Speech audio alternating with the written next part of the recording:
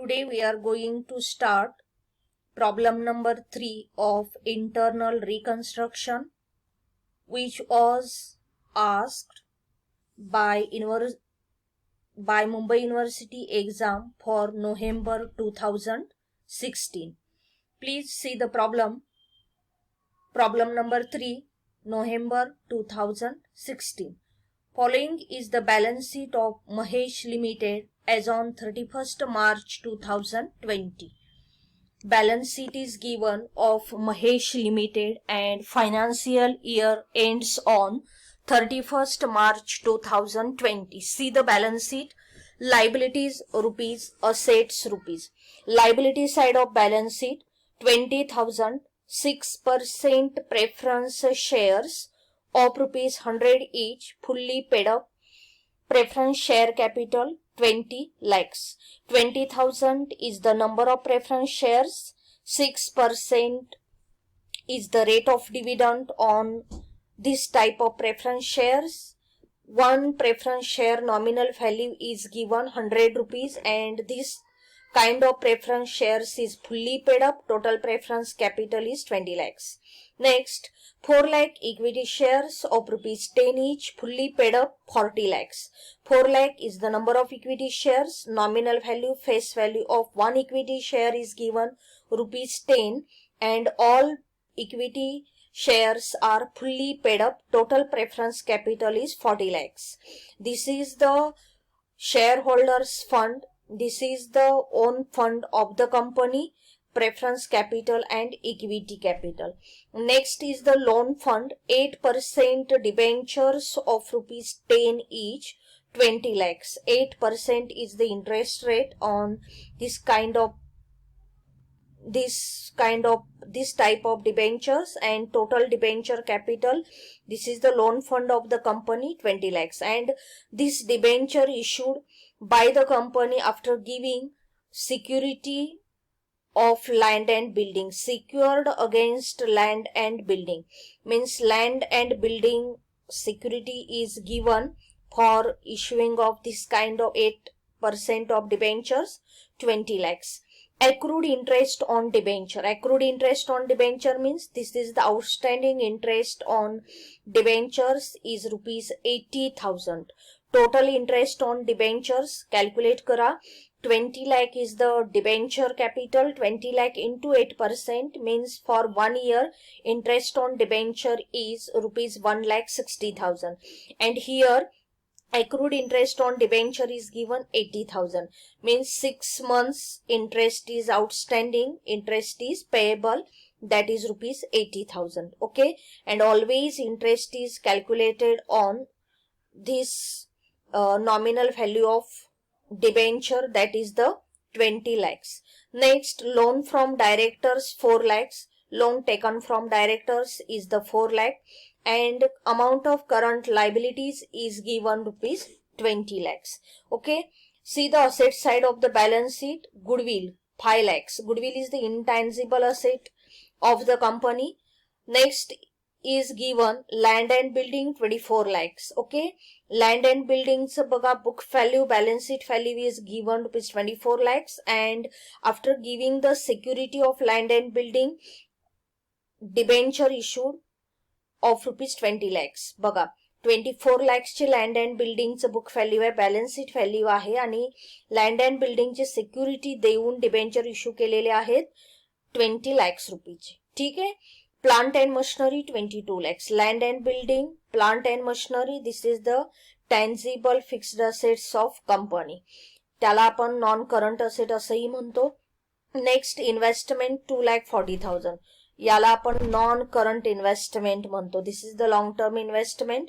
Short term investment असेल जी आपण करंट असेट्सच्या अंडर कन्सिडर करतो तर त्याला मार्केटेबल इन्व्हेस्टमेंट्स असं म्हटलं जातं. Marketable investments, otherwise short term investment. Short term investment, marketable investment means these investment done made for less than the 12 month or up to 1 financial year.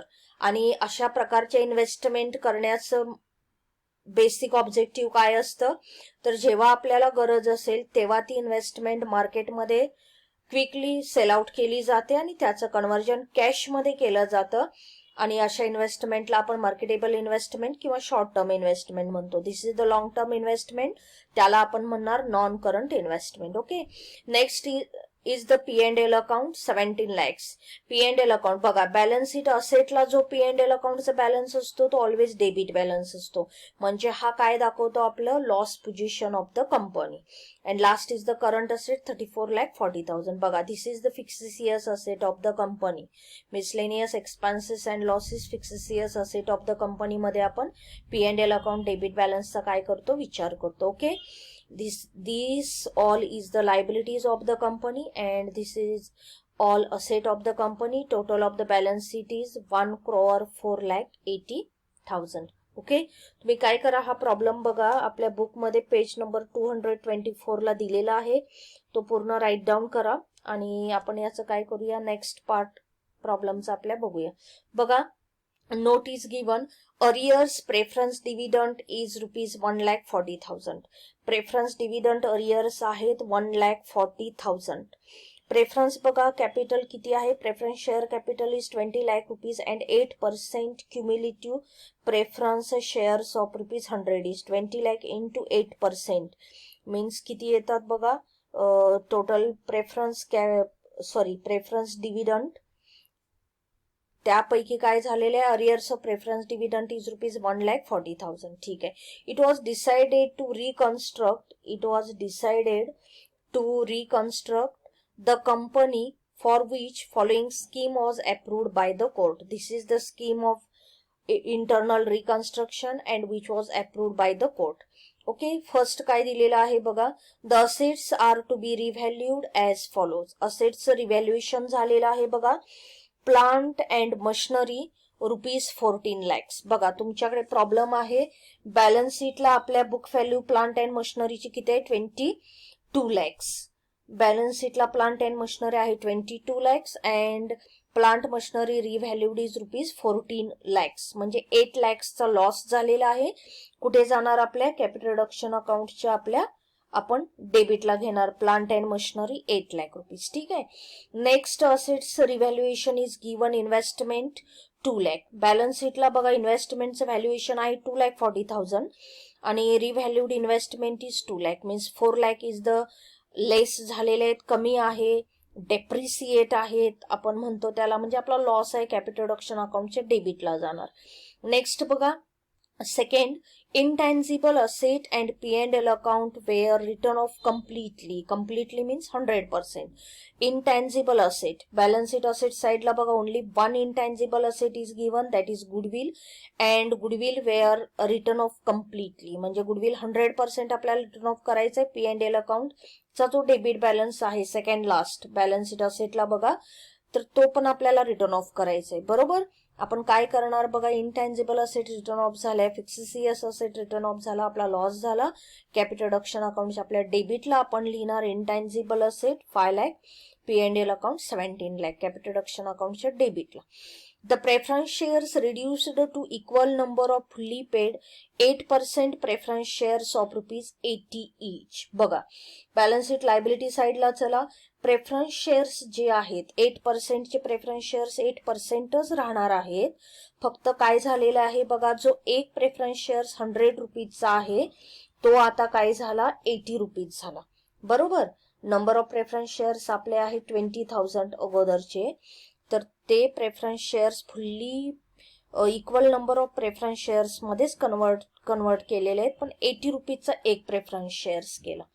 म्हणजे काय करणार बघा, आपण 20 रुपीज जे काय पर प्रेफरन्स शेअर्स आहे त्याचं काय झालं, कॅपिटल रिडक्शन होणार आहे. ठीक आहे ना. बघा, 20 lakhsचे प्रेफरन्स शेअर्स आहेत, 100चा एक आहे. आता काय करायचं, नंबर ऑफ प्रेफरन्स शेअर्स आपल्याला चेंज नाही करायचे, म्हणजे काय करणार आपण बघा, 20,000 into 80 म्हणजे 16 lakhsचे 8% प्रेफरन्स शेअर कॅपिटल कन्सिस्ट होणार and remaining 20 is the capital reduction. Okay. 20 rupees is the capital reduction of per preference shares. Next, the equity shares we reduced to equal number of fully paid equity shares of rupees 2.50 each. Equity share capital किती आहे liability साइडला बघा 40 lakhs. तर या 40 lakhsचं काय झालेलं आहे, one equity shares आपला 2.50 each झालेला आहे. बरोबर आहे, 10 रुपयाचा प्रेफरन्स शेअर्स 2.50 each झाला म्हणजे 7.5 रुपीज काय झालं इच प्रेफरन्स इक्विटी शेअर्स काय झाला, प्रत्येक इक्विटी शेअर्सचं काय झालं कॅपिटल रिडक्शन झालं. परत एकदा बघा, इक्विटी शेअर्स जे काय आहेत आपले फेस व्हॅल्यू नॉमिनल व्हॅल्यू त्याची 10 रुपीज आहे, त्या 10 रुपीज वरून काय झाला आपला एक इक्विटी शेअर 2.50 चा झाला म्हणजे कॅपिटल रिडक्शन कितीचं झालं 7.5 रुपीज. बघा जनरल एंट्री आपण त्याची कशी करणार, equity share capital account debit 40 lakhs, जे काय बॅलन्स शीटला दिसतात ते डेबिटला जातील to equity share capital account. Equity number of equity shares बदलणार नाहीयेत, 4 lakh इंटू 2.50 10 lakh होतील. To capital reduction account 4 lakh into 7.5 म्हणजे 30 lakhs. ठीक आहे, आपण काय करतोय बघा थोडक्यात इथं लिहू, अगदी काय म्हणतोय आपण समजून घेतोय. आपला हा नेक्स्ट प्रॉब्लेम आहे, ऑलरेडी आपण 2 प्रॉब्लेम बघितलेले आहेत त्याच्यामुळे, आणि आपण ऍक्च्युअल सोल्युशन मध्ये बघूयाच. नेक्स्ट ऍडजस्टमेंट बघा, adjustment number 5. The 8% debenture holders टूक over part of land and building having book value of rupees 7,20,000.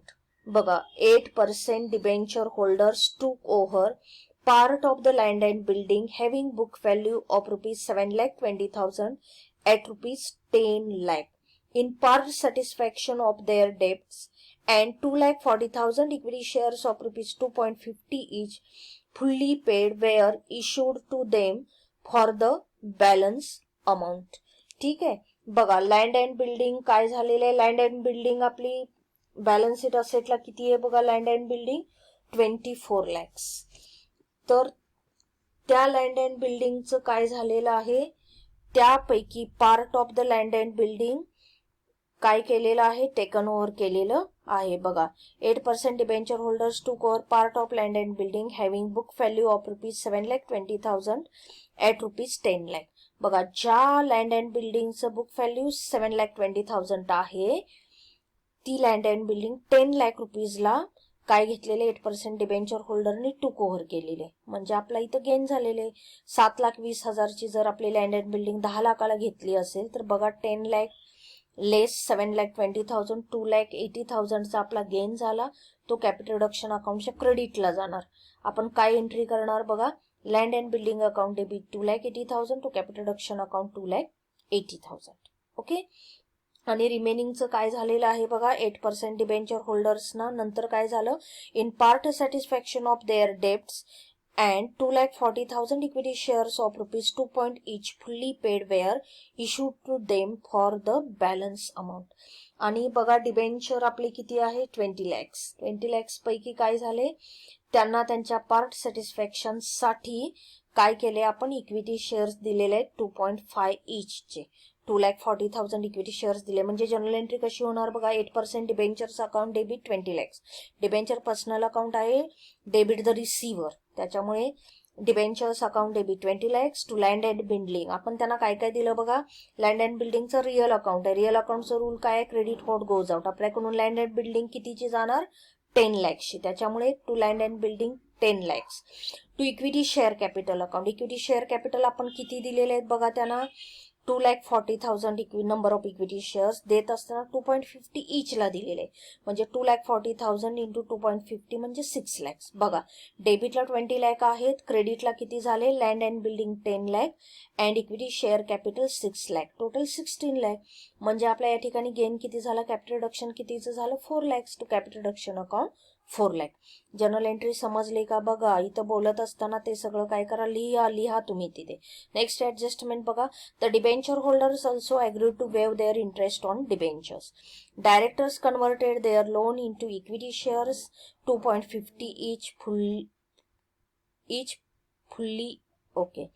Preference shareholders waived half of the arrears of dividend and 28,000 equity shares of rupees 2.50 each fully paid were issued to them in lieu of the balance. ठीक आहे. आपण काय करूया, आपल्या जे काय last 3 adjustment आहेत आणि हा जो थोडासा